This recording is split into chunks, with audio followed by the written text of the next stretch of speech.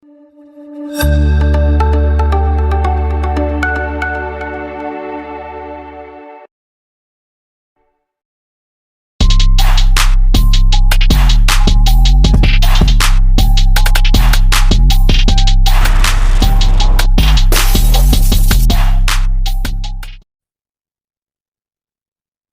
Assalamualaikum warahmatullahi wabarakatuh. Alhamdulillahirrahmanirrahim. Bagaimana teman-teman semua?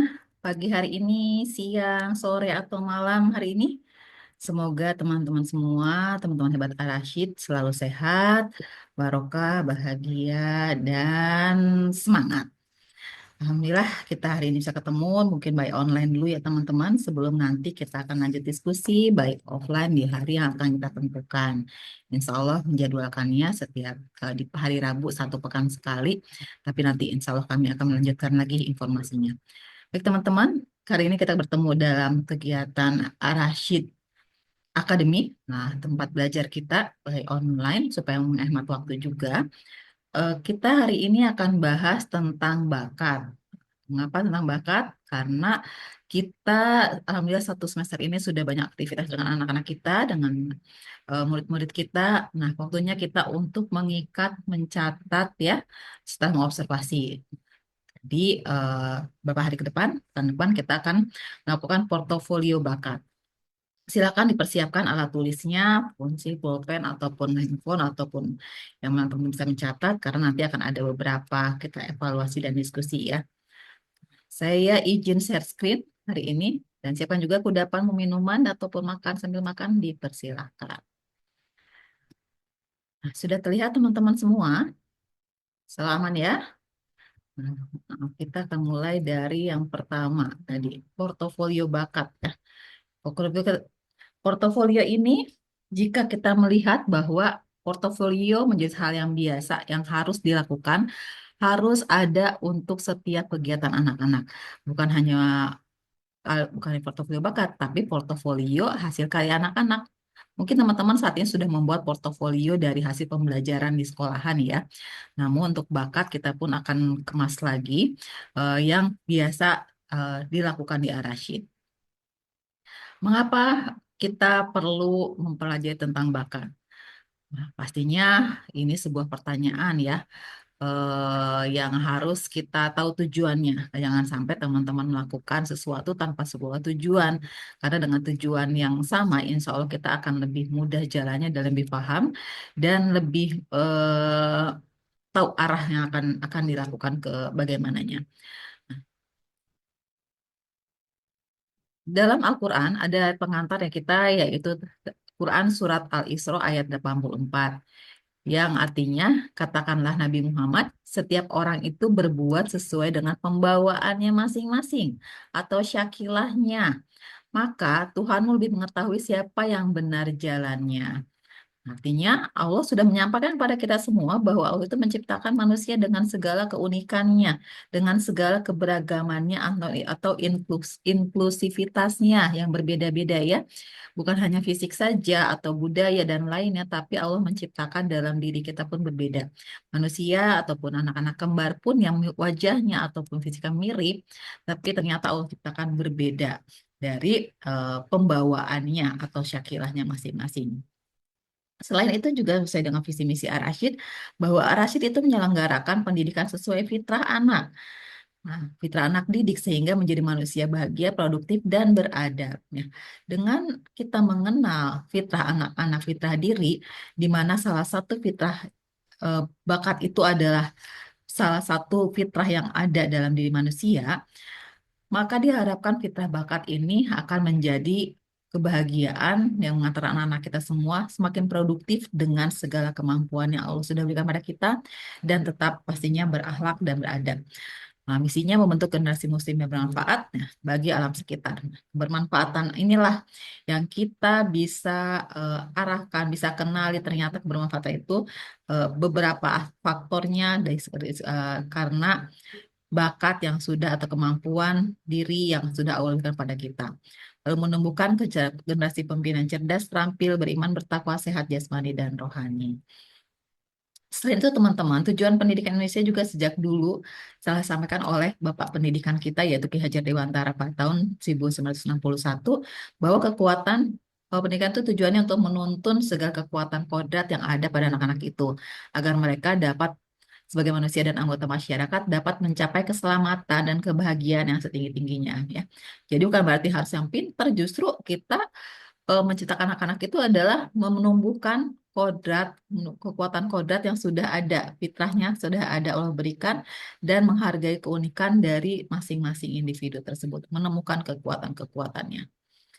Nah, teman-teman semua, apakah pernah bertanya pada diri sendiri, mengapa sih Allah ciptakan aku nih, gitu kan? Kenapa? Apa sih yang Allah inginkan dari aku? Apa sih tugas kita, tugas saya, tugas teman-teman dari Allah ini sebagai Abdullah dan Khalifah di muka bumi ini?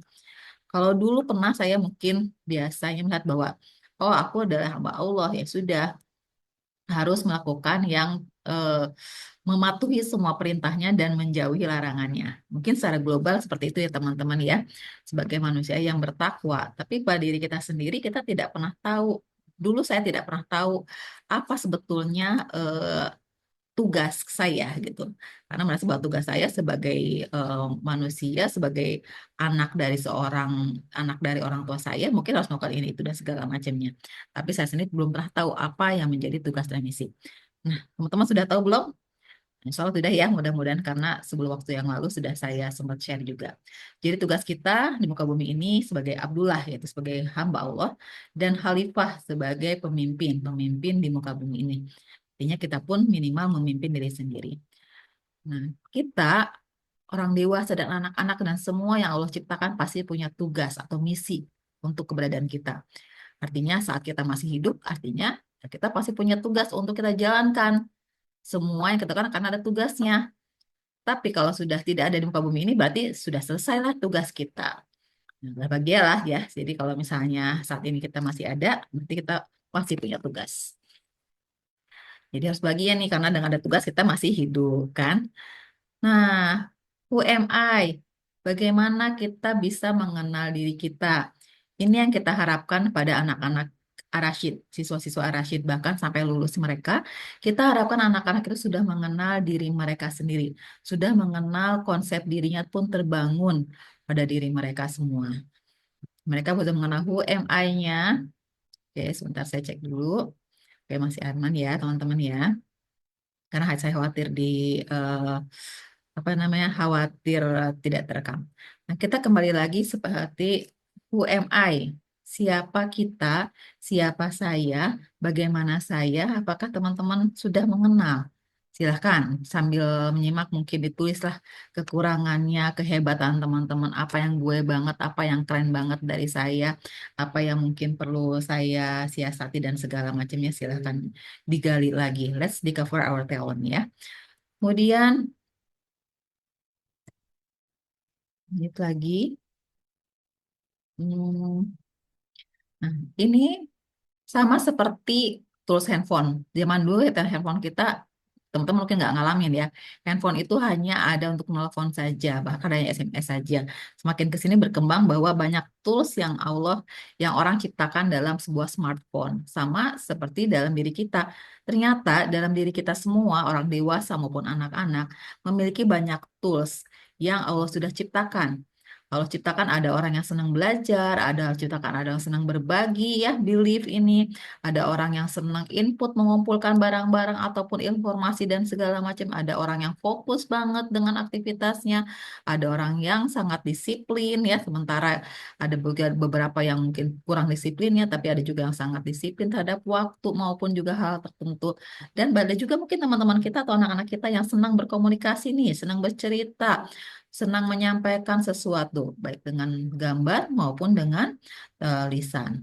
Nah, ini pun yang ada dalam diri kita, cuma sama seperti handphone ataupun di smartphone kita. Apakah itu sudah aktif dijalankan, diaktifkan atau belum?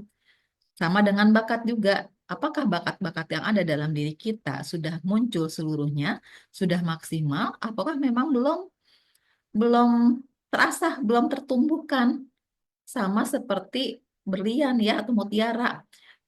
kalau belum tertumbuh jadi mutiara mungkin masih batu saja yang belum digosok, belum muncul. Tapi kalau sudah dimakin digosok, diasah, menunjukkan ternyata menjadi sebuah benda yang berharga. Begitu juga dengan bakat. Apa sih bakat itu? Ya tadi kita ngomong bakat terus. Ya mungkin teman-teman tahu bahwa oh anak ini berbakat, keren, bagus segala macam saat menampilkan hasil terbaiknya ya. Wah, gambarnya bagus banget, tariannya bagus banget, masaknya enak banget dan segala macamnya. Kita menganggap bahwa menjadi anak yang berbakat. Karena bakat itu umumnya kita bakat fisik aja sifatnya ya. Kita hanya kenal fisik seperti main bola, nari, masak, kemudian apalagi mungkin berkebun dan segala macamnya. Padahal bakat ini juga karakteristik unik dan produktif yang sudah ada dalam diri seseorang sejak lahir. Karena Allah sudah berikan itu saat 40 hari, 4 bulan, saat 4 bulan ya, anak-anak itu sudah Allah tiupkan. Nah, bakat ini terefleksi secara pikiran, secara merasa dan perilaku yang konsisten dan alami. Jadi, bukan dibuat-buat, itu betul-betul alami. Nah, kita udah menyepakati bahwa bakat itu bukan hanya sebatas bakat fisik ya, tadi sampaikan bahwa kita menyepakati di Arasyid juga, bakat itu adalah pola pikir, perasaan, dan tindakan yang dialami dan muncul berulang-ulang untuk digunakan untuk sesuatu yang produktif. Ini definisi dari bakat versi talent mapping ya teman-teman ya. Jadi bakat itu bukan hanya tindakan atau fisik saja, tapi ada sebuah perasaan, ya perasaan ataupun pola pikir. Terkadang kita merasa bahwa aku nggak bisa apa-apa kalau masak, tapi ternyata anak-anak kita sangat empatinya bagus. Berarti ada perasaan yang baik saat dia bisa menolong orang lain, memahami orang lain. Adapun pola pikir yang ini disampaikan oleh Donald of Linton, Profesor Psikologi dari Lincoln University ya. Nah, artinya bakat itu adalah sifat produktif. Sifat produktif atau kita kenal juga dengan karakter kinerja. Nah, bukan karakter moral. Beda juga, jadi karakter ada dua, ada karakter moral dan karakter kinerja. Nah, sifat produktif ini lebih kita kenal dengan karakter kinerja. Artinya betul-betul sudah bisa eh, pada sebuah produktivitas. Kumpulan dari bakat-bakat ini akan menjadi sebuah kekuatan ya, kumpulan bakat sifat produktif, kumpulan yang banyak akan menjadi sebuah potensi kekuatan. Jadi kalau misalnya baru satu bakat aja belum tentu akan menjadi kekuatan, tapi kumpulan bakat-bakat inilah yang menjadi sebuah kekuatan. Nah, artinya ada gabungan dari attitude, skill, dan knowledge. Bukan tidak bisa berdiri sendiri ya. Jika kita mau sukses, tidak hanya bisa menggunakan bakat, tapi tetap ada attitude, ada skill, dan knowledge yang tetap kita harus imbangi. Itu menjadi kekuatan diri kita. Dan saat kita sudah bisa menemukan 4E. Apa aja 4E itu? Enjoy, easy, excellent, dan earn ya. Jadi jangan dibolak-balik, jangan earn dulu. Semua dimulai dari enjoy. Isi enjoy adalah saat menjalankannya, enjoy saat melakukan tugas-tugas kita atau semua aktivitas anak-anak itu sangat terlihat eh, apa ya menikmatinya. Bukan enjoy berarti bersenang-senang, tapi enjoy sini adalah dia sangat menikmati apa yang dilakukan. Isi mudah melakukan, excellent hasilnya bagus, dan earn ini mungkin dari apa ya eh, finansial ataupun pertemanan, link, silaturahim dan segala macamnya. Nah, untuk anak-anak kita minimal dua dulu yaitu dua E yaitu enjoy, isi sehingga mudah ya. Nah, ini ciri-ciri bakat teman-teman. Tadi enjoy artinya sangat-sangat jika anak-anak kita berbinar-binar, asik banget, dia nikmat banget, wah bahagia banget ya. Kemudian yearning, nagih, ternyata dikasih challenge lagi, mau lagi, semangat lagi, flow, mudah mengalir aja dia melakukannya sangat gampang. Rapid learning, pengen terus berulang-ulang lagi untuk belajar. Satisfaction, puas dengan hasil ataupun yang dilakukannya. Bahkan mungkin glimpses of excellence, merasa bahwa, ih ini yang keren banget nih gue nih. Merasakan sesuatu yang aku tuh bagus banget, aku suka banget. Nah, ada hal-hal seperti itu. Misalnya mendapatkan pujian, mendapatkan penghargaan, dan segala macamnya. Ini yang kita bisa observasi dari anak-anak kita, teman-teman semua ya.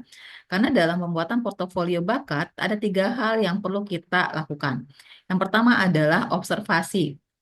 Melihat melihat dulu kayak tadi ya, apapun yang dilakukan apakah enjoy atau tidak, earning tidak. Kemudian adalah mencatat. Yang ketiganya adalah mengikat. Nah, mencatat ini kita akan tuangkan dalam bentuk portofolio bakat dan jurnal dan mengikatnya ini akan masuk ke bakat apa yang kita semakin kenali dan anak-anak semakin mengenal tentang dirinya. Tugas orang tua lah dan kita semua sebagai orang dewasa, sebagai fasilitator yang harus memperkenalkan mereka untuk mereka semakin mengenal dirinya dengan cara memfasilitasi dan mengobservasi. Yang kita lakukan di Arasid adalah melalui talents mapping, tools talents mapping. Banyak beragam tools yang di luar sana dilakukan, tapi yang harus lakukan adalah talent mapping karena kita melakukan observasi, tidak langsung tes aja ya. Dalam talent mapping, assessment atau tes itu berlaku jika anak-anak sudah dewasa 15 tahun ke atas. Mengapa? Karena anak-anak itu butuh banyak ragam aktivitas dulu, banyak kegiatan dulu, banyak bertemu orang dulu dan berulang-ulang atau kita sebut dengan 3B tadi ya. Beragam aktivitas, berulang-ulang dan berulang-ulang dan bertemu banyak orang. Nah, kenapa ada kegiatan-kegiatan karakter building, live in, ataupun yang lainnya itu untuk mengenal 3B dan menggali talent mapping. Nah, di Arashid kita menggunakan talent mapping walaupun di luar sana mungkin ada banyak tools ya, tapi di sinilah kita memperkenalkan lebih banyak ragam aktivitas pada anak-anak kita. Ini bentuk dan logonya teman-teman. Nah, tiga cara menemukan diri itu tadi sampaikan bakat itu bukan hanya fisik saja, tapi ada peran produktif, 30 peran produktif, 114 aktivitas produktif, dan 34 sifat produktif ya, atau sifat tadi, sifat produktif atau bakat. Nah, teman-teman mungkin saat masuk Arasid pernah di assessment ya, dengan mengenakan 30 peran produktif. Seperti ini ya, ada strength tulisannya, ada warna-warna berbeda-beda. Nah, saya tidak langsung detail sini, kita sih lain lagi. Ada Headman, Strength, GI, Technical Engineering, Reasoning, Technical Networking. Nah, di sini dari kita masuk ke 34 sifat bakat atau karakter kinerja. Inilah yang ada dalam diri kita teman-teman semua dan anak-anak kita semua. Ada bakat connectedness, artinya berkoneksi, ada bakat developer, senang memajukan orang lain, ada bakat harmoni, ada bakat communication, senang mengutarakan ide-idenya, ada bakat learner yang senang belajar dengan banyak hal, mencoba lagi, belajar lagi sana, belajar ini. Ada bakat yang disebutnya belief, ya, belief itu senang berbagi, tidak enakan mungkin ya, karena cenderung mengalah karena bakat beliefnya tinggi. Nah, ini semua bakat ini dari 1 sampai 34 ada dalam diri kita semua, ada dalam anak-anak. Yang membedakan adalah posisinya. Posisinya tidak semua seperti ini, tergantung dari tadi keunikan diri yang kita masing-masing. Gabungan-gabungan inilah yang menjadikan kita unik ya. Jika dilihat dari 1 sampai 7 adalah kekuatan. Jadi artinya kita semua punya kekuatan. Dan 36, 26 ke bawah, balik dan ke 34 adalah kelemahan kita. Artinya Allah menciptakan ada kekuatan, ada kelemahan. Begitu juga dengan diri kita. Ada bakat-bakat yang kuat, yang sering menonjol, yang bagus dalam diri kita, tapi ada bakat ataupun sifat produktif yang tidak muncul ataupun lemah. Artinya kita saat itu muncul, itu kita masa tidak nyaman aja gitu ya. Competition karena di bawah aku nggak kurang senang Kak, berkompetisi sama orang lain, misalnya seperti itu. Sebentar ada orang-orang yang kompetisinya tinggi mungkin merasa semakin semangat saat bisa berkompetensi dengan orang lain ya. Nah, seperti itu. Jadi inilah yang membedakan. Bagaimana moto ini harus ada assessment. Nah, jika tuangkan dalam peta bakat begini, 34 itu terbagi menjadi 4 kelompok, area thinking, area influencing, area striving, dan relating. Jadi, teman-teman, saya harap saat teman-teman mengobservasi dan mengamati, mengikat sifat dari anak-anak atau karakter anak-anak, ambillah sifatnya yang positif. Karena semua sifat itu atau karakter itu sebetulnya semua positif, tidak ada yang negatif. Jadi jangan sampai nanti saat tahun akhir ajaran anak-anak selesai, kita memberi apresiasi anak-anak karakternya karakter pemalu, karakter pendiam. Bukan seperti itu ya teman-teman ya. Jadi ambillah dari karakter-karakter yang sifatnya kinerja, yang karakter atau sifat mereka pun menonjol. Misalnya tadi empatinya bagus, kemudian disiplin, kemudian juga mungkin analytical ya, karena memang dia sangat-sangat cerdas dan menganalisis banget. Atau tadi senangnya membantu orang lain, kerjasama, relatornya baik. Nah itu mungkin teman-teman baiknya seperti itu. Jangan sampai lagi ada kejadian melabeling ataupun memberikan apresiasi tapi salah, justru mengambil dari kelemahannya ya. Nanti yang muncul Mbak justru jadinya labeling, bukan lagi apresiasi pada anak-anak kita semua. Nah, saya harap tidak terjadi lagi, apalagi tercantum di sertifikat ataupun di buku tahunan ataupun disebutkan di depan orang banyak.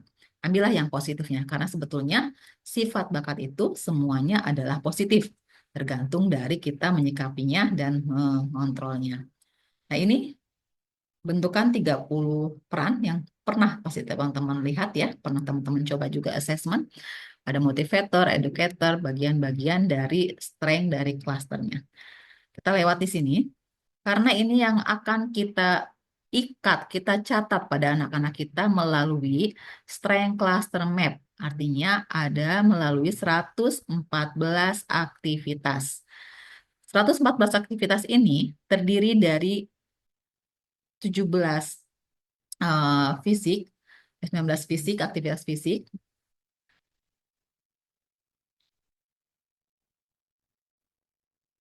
ya, 14 aktivitas fisik, dan sisanya 99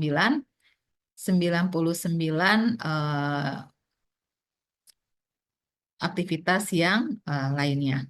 Yang terdiri dari area thinking, area logika, kemudian area perasaan ataupun juga karsa, ataupun juga area cipta, area karsa, dan em, area rasa ya di sini. Jadi inilah teman-teman kita akan berikan ini kepada anak-anak untuk kita catat dan kita ikat apa kegiatan-kegiatan yang sudah mereka lakukan selama 1 semester ini, khususnya dalam kegiatan-kegiatan besar yaitu project, kemudian edu trip dan muamalah day ya. Nah, tapi jika ada kegiatan-kegiatan lain boleh dilakukan. Ini bentuknya portofolio ya. Jadi portofolio itu ada kumpulan dari ragam aktivitas yang paling dia merasa keren banget ataupun kegiatan-kegiatan besar. Sebetulnya untuk mengobservasi anak-anak setiap saat, setiap hari dalam setiap aktivitas harusnya. Cuman yang akan kita ikat lebih banyak untuk saat ini untuk kegiatan besar dulu supaya kita lebih fokus ke sana. Tujuan dari portofolio ini teman-teman ya, mengenal potensi kekuatan strength diri anak-anak kita sehingga kita lebih mengenal konsep diri dan anak-anak juga semakin mengenal dirinya. Yang akan bangun ini tadi ya saya sampaikan, Kidspreneur, character building, project, melalui student presentation dan lainnya. Ini akan kita ikat maknanya. Lalu contohnya bagi masing-masing project ini pasti berbeda-beda ya. Kalau ini muamalah contohnya ada. Ini akan kita berikan kepada anak-anak dalam berkas kosong. Lalu ini yang saya harapkan teman-teman membuatnya. Mengkelompokkan aktivitas, klaster, dan strength klasternya. Contohnya nih, kemarin di kelas berapa ya? Memeriksa lingkungan dan mencari sampah organik dan organik. Ini klaster apa masuknya? Oh, ini karakter listening. Karena aktivitasnya apa? Mereka observing. Nah, ini yang saya minta teman-teman harus lakukan, mengelompokkan aktivitasnya, klaster, dan strength cluster. Silakan dibuat dulu aktivitasnya. Untuk klaster dan strength cluster, kita bisa diskusikan di waktu yang akan kita tentukan. Nah, silakan. Jadi teman-teman menuangkan dulu kegiatannya. Lalu yang tahap lakukan adalah plan, do, check, action. Sama ya, plannya adalah menentukan jadwal dan durasi kegiatan, karena kita akan melakukan portofolio bakat di kelas masing-masing. Jadi tentukan dulu waktu dan durasinya, kemudian siapa yang akan mentoring, persiapan langkah perlengkapan-perlengkapannya, ada yang fokus, kemudian spidol, dan lain-lainnya. Ini nanti ada kelengkapan harus teman-teman lakukan dan cek kelengkapan-kelengkapan tersebut dan action. Silahkan dibaca nanti ya. Ini perlengkapannya ada di sini. Nah, salah satunya ya spidol hitam dan merah wajib ada. Nah, jika tidak pun sekolah menyiapkan cuman terbatas jumlahnya. Dan satu hal lagi jangan lupa tolong teman-teman printkan foto anak-anak sedang melakukan aktivitas tersebut, apakah student presentation, apakah sedang jelajah, atau edu trip, ataupun yang lainnya mewakili sehingga mereka bisa menempelkan dalam jurnalnya nanti. Ya, jadi mereka sudah punya masing-masing sertifikat jika diperlukan. Ini bentukan rubriknya tidak diperlukan saat ini, hanya sebatas contoh aja, silakan jika dipelajari. Intinya, kita berusaha menemukan apa yang menjadi enjoy dan isinya di anak-anak dan menyatakan anak-anak berani untuk mengungkapkan eh, konsep diri aku suka, aku tidak suka dengan sebuah kegiatan dan itu akan menjadikan anak-anak lebih percaya diri, lebih punya konsep dirinya akan semakin terbangun dan anak-anak semakin lebih tahu apa yang menjadi kekuatannya atau kesukaan dalam dirinya sendiri. Baik, teman-teman, itu saja dari saya. Saya akan stop share screen-nya ya. Jadi kita akan diskusi di hari Rabu depan, insya Allah. Silakan masing-masing fase menyiapkan dulu untuk jenis kegiatannya. Jika sudah paham, beberapa paham untuk klasternya ataupun aktivitasnya boleh dicantumkan. Jika nanti kita akan evaluasi dan diskusi bersama-sama lagi. Itu saja dari saya untuk sesi portofolio bakat kali ini. Penjelasan tentang talent mapping sendiri mungkin kita akan bahas di waktu lain ya teman-teman ya. Sehingga intinya kita persiapan dulu untuk agenda kita pengisian portofolio bakat di pekan depan sebelum anak-anak ujian. Terima kasih banyak atas segala perhatiannya. Mohon maaf lahir batin atas segala kekurangan. Wabillahi taufiq wal hidayah. Wassalamualaikum warahmatullahi wabarakatuh. Nah, saya pamit undur diri. Terima kasih teman-teman semua. Selamat istirahat. Semoga bermanfaat sesi hari ini.